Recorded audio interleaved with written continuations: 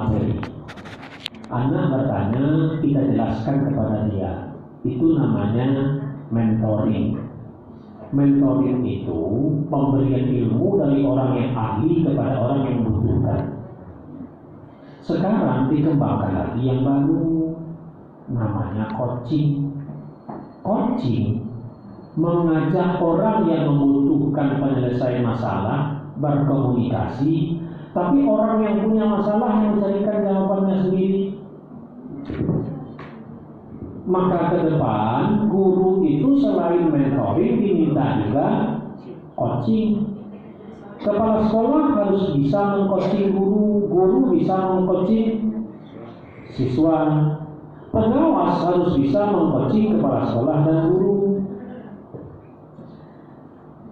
Itu sedang dikembangkan di sekolah penggerak, sudah mulai dikembangkan, tapi masih rancu antara coaching dengan mentoring. Maka di coaching, guru tidak boleh bicara banyak, lebih banyak mendengarkan. Ini pertanyaannya sederhana saja, masalahnya apa? Oh, saya begini, tujuannya apa? Nah, seperti itu saja. Tujuannya saya begini. Nah, kalau ini begitu, apa yang harus dilakukan? Solusinya. Ya, saya maunya begini. Sudah dimulai? Belum. Kenapa belum? Begini. Nah, kapan mau dimulai? Nah, ini bisa diterapkan ketika anak bermasalah itu apa? Misalnya ada anak yang malas buat PR, itu bisa di coaching nih, sehingga dia sendiri yang menemukan solusi masalah dia lewat pertanyaan-pertanyaan kita. Tidak boleh kita menggurui. Nah, di sekolah di teman-teman guru penggerak, mereka sudah mulai berlatih, tapi masih rancu dengan mentoring. Nah, tapi kalau ada orang yang trauma, saya tidak mau karena beberapa tahun yang lalu, tidak boleh di-coaching orang seperti itu. Orang seperti itu harus dikonseling. Nah, itu bedanya ya, Pak. Kenapa? Karena dia tenggelam dengan masa lalunya. Jadi kalau konseling menyelesaikan masalah yang lalu. Kalau coaching ingin menyelesaikan masalah ke depan. Polanya sama-sama mendengarkan. Kalau ada konselor, banyaknya mengejek pada konseli, atau konselor harus di konseling.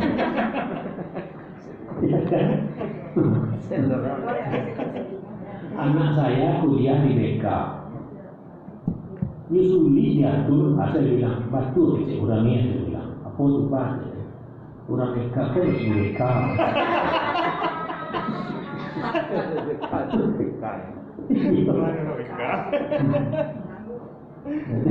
Saya bilang begitu, tadi marah dari terlihat gitu. Nama dia harus orang BK. Ayo harus orang BK, harus BK. Jadi orang konseling itu dia menyelesaikan masalah orang. Kalau coaching menyelesaikan ke depan. Nah, mentoring, nah itu memberi arahan. Nah, yang sering kita lakukan, anak datangnya itu saya boleh bu, anak kalau itu mentoring. Nah, ada dua hal dalam coaching itu. Pertama, masalah apa saja itu Bapak. Saya kan disuruh praktek. Masalah waktu membuat kue itu bisa di coaching. Saya mau coaching teman di kantor, karena saya sedang praktek coaching. Saya ada ibu itu dia, coaching ini, saya bilang, anak seperti ibu ini kan itu ini, aku kan dari kue dari nasi dari masak, kan? Nah, di coaching akhirnya dia bisa menyusun jadwal. Jam sekian mau masak untuk makan, jam sekian untuk kue, Nah, itu yang mau minta mana apa hasilnya? Berarti pasti berhasil.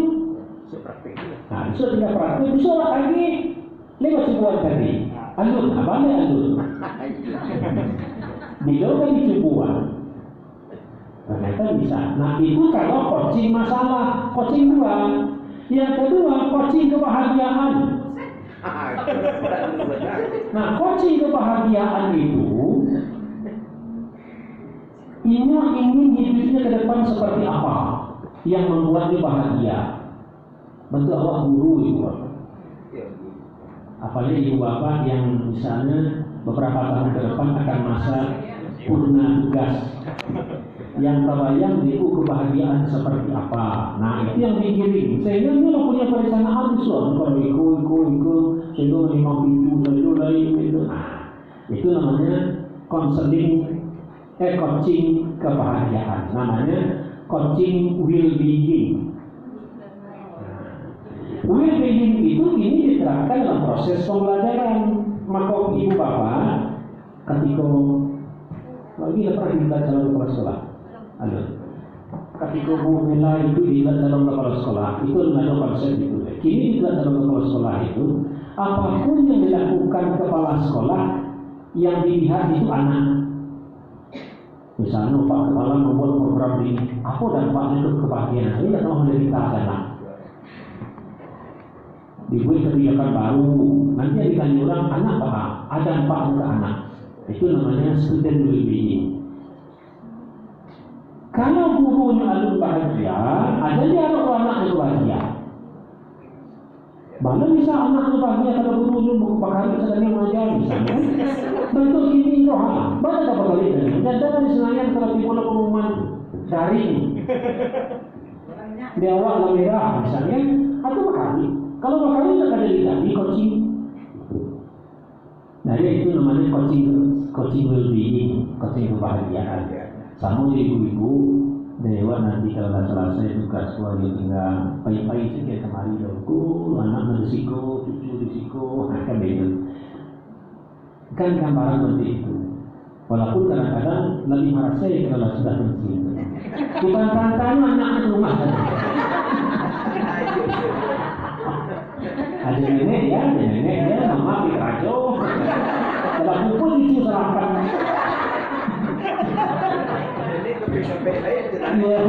Nah, kemudian asal mau apa-apa ibu-ibu, kalau ada apa-apa ibu-ibu sama-sama pensiun, anak kamar saya itu apa-apa tinggal-tinggalkan. Nanti ibu deh sabar ya Pak, itu anak dari situ kemalayan doang. Kalau bayi lo bantu, aku makan ibu ya sih. Kenapa ada bayi? Asyik kalau itu siapa? Nah, ternyata ini Bapak, hasil laporan Komnas HAM seluruh Indonesia, daerah yang paling banyak penderitaan manula itu Sumatera Barat. Rata-rata manula terutama laki-laki itu mati tidak tahu sama kaki di rumah. Ini sabar ibu kalau pahit itu. Akhirnya anaknya itu Malaya, besok anaknya itu Malaya, besok itu Karelo. Kenapa kalau boleh ini? Lanjut 3 hari tidak kalau keluar dari rumah orang tidak tahu. Itu yang kita kagak dari dalam kamar. Betul itu betul juga ya. Bisa ambil tahu. Ternyata hasil penelitian begitu. Jadi laporan Komnas HAM itu yang menjadikan penderitaan manula yang tertinggi itu di Sumatera Barat. Apa penyebabnya? Budaya. Ya, budaya yang membentuk itu. Karena ibu akan paling mengikuti anaknya yang lain. Akhirnya ya tempat tuh ya. Dia di bawah ya. Kepari. Gali. Benar tinggal. Iya.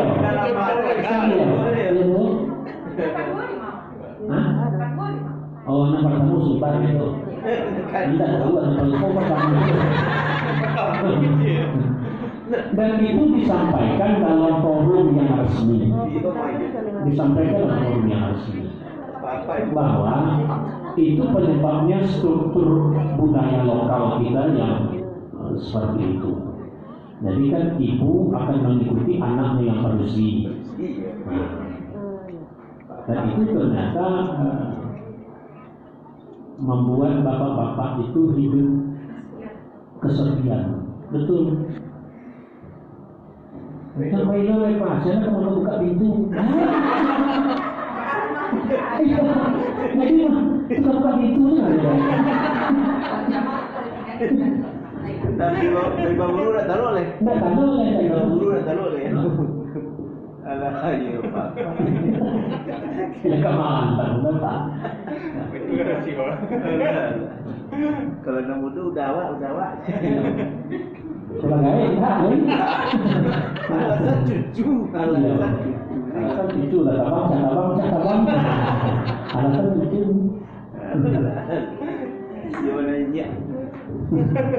Baik Ibu Bapak, jadi itu kan informasi yang berpengaruh juga kepada well-being kita menjelang kebahagiaan ke depan, gitu ya. Karena begini juga Ibu Bapak, struktur budaya kita memang membangun itu.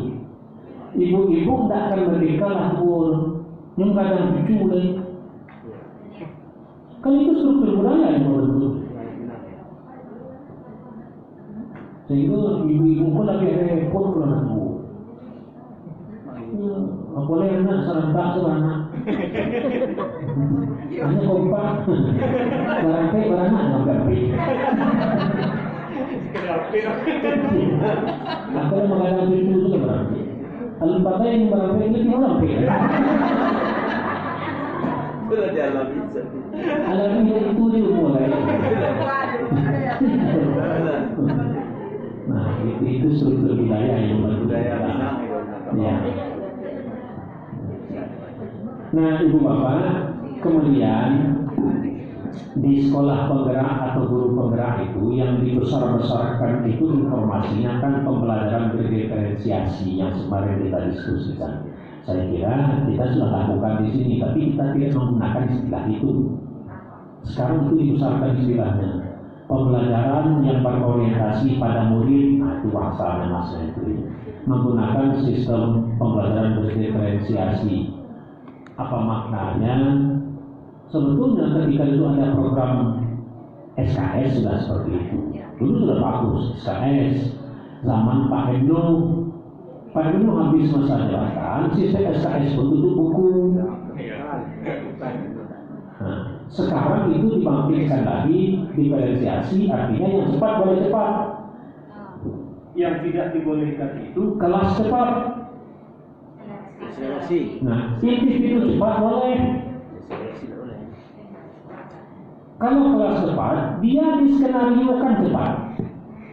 Sehingga 1 tahun 3 semester. Ya kan Ibu Bapak? 2 tahun selesai. Tapi kalau anak yang cepat ya terserah dia mau cepat. Cuma mekanisme sistem kita, kalaupun anak cepat, masih lapor susah. Karena sistem kita masih sistem reguler. Nah, kita tidak tahu ke depan. Apakah kita akan menuju perguruan tinggi? Perguruan tinggi sekarang tahun ajaran baru ini berubah sistemnya. Sistemnya sekian persen dari mata kuliah harus diambil di luar kampusnya. Semester masa mulai. Ini terdaftar di UNB. Bisa saja 20% ke 15% harus diambil di luar UNB. Kok counter ke dia no? Atau UI ke dia no? Nah, dia berharap begitu ke depan. Jadi ada lintas kampus dan ada mata kuliah baru tambahan sekarang. Mata kuliah tambahan, banyak mata kuliah tambahan. Misalnya coding. Nah, coding itu dari mata kuliah baru wajib. Nah, coding itu sebetulnya kan tidak semua kita juga berminat coding. Coding itu kan cocoknya untuk orang informatika. Kan mempelajari kode-kode komputer. Programmer. Nah, itu sekarang yang menjadi wajib. Mungkin kode hukum. Hukum nama, hukum karma, atau tidak. Udah data Iya, udah data pidana. Karma aku tidak. Dicarian kode. Jadi banyak sekarang mata kuliah tambahan yang diharuskan, dan itu kewirausahaan menjadi mata kuliah wajib. Ya, kewirausahaan.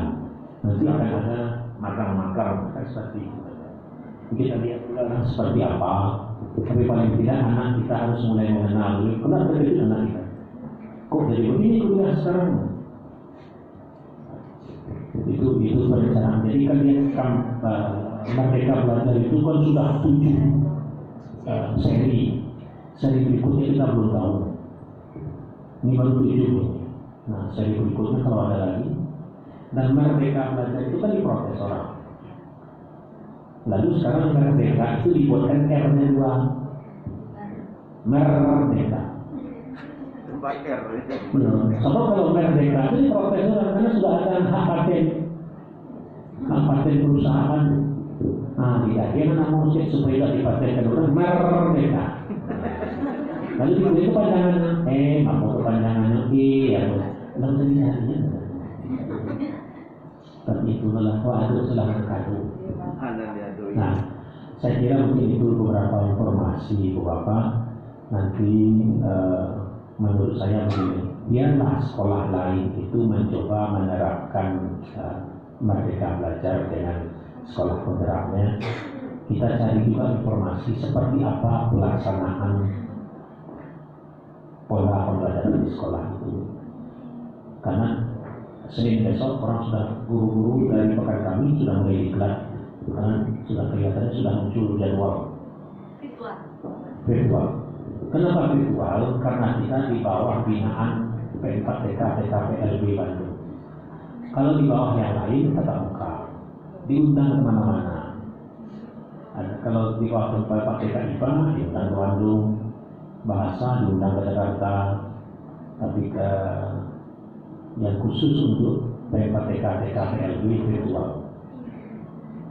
Jadi diklatnya itu jam 8 sampai jam 12 sinkronus, jam 1 sampai jam 4 sore asinkronus. Itu karena sebelumnya orang sudah mengeluh. Sebelumnya kan sinkronus sampai jam 4 sore, orang mengeluh semua. Akhirnya dikurangi, sinkronusnya hanya sampai zuhur. Kalau jadwalnya saya tadi jadwalnya sudah keluar. Dan satu kelas itu 30 paling banyak, antara 20 sampai 30 orang. Dan video harus hidup. Kalau salah bukan enggak gaya webinar. Kalau webinar itu kan mendaftar selesai. Kalau itu tak boleh, video harus hidup. Nah, itu kira-kira yang Bapak. Mudah-mudahan saya berharap ketika tahun depan, mudah-mudahan bulan Juli besok sudah ketahuan apakah Bukit Tinggi ini sudah dapat peluang sekolah penggerak. Kalau sudah, nanti saya kasih informasi, siapkan yang mendaftarkan kepala sekolah. Ketika kepala sekolah sudah lolos, otomatis sekolahnya lolos. Nah, ketika yang ditanya kepala sekolah kan cuma pengalaman dia selama dia jadi kepala sekolah. Kalau dia sudah lama kepala sekolah tidak ada masalah. Kan dia SC, kemudian mengajar tanpa siswa 10 menit. Jadi ngajarnya virtual, sinkronus, ngajar 10 menit. Lalu wawancara itu ada 10 aspek yang ditanya. 10 aspek itu pengalaman dia selama jadi kepala sekolah. Mudah-mudahan bisa. Nah, nanti sekolah kita masuk, maka 3 tahun ke depan akan dibimbing. Saya kira itu informasi. Ada pertanyaan yang Bapak? Alhamdulillah tidak. Baik, karena sudah hampir setengah 4, bagaimana lagi? Ya, harus menelpon Pak Kepala dulu atau kita akhiri saja? Ya, ya mungkin Pak.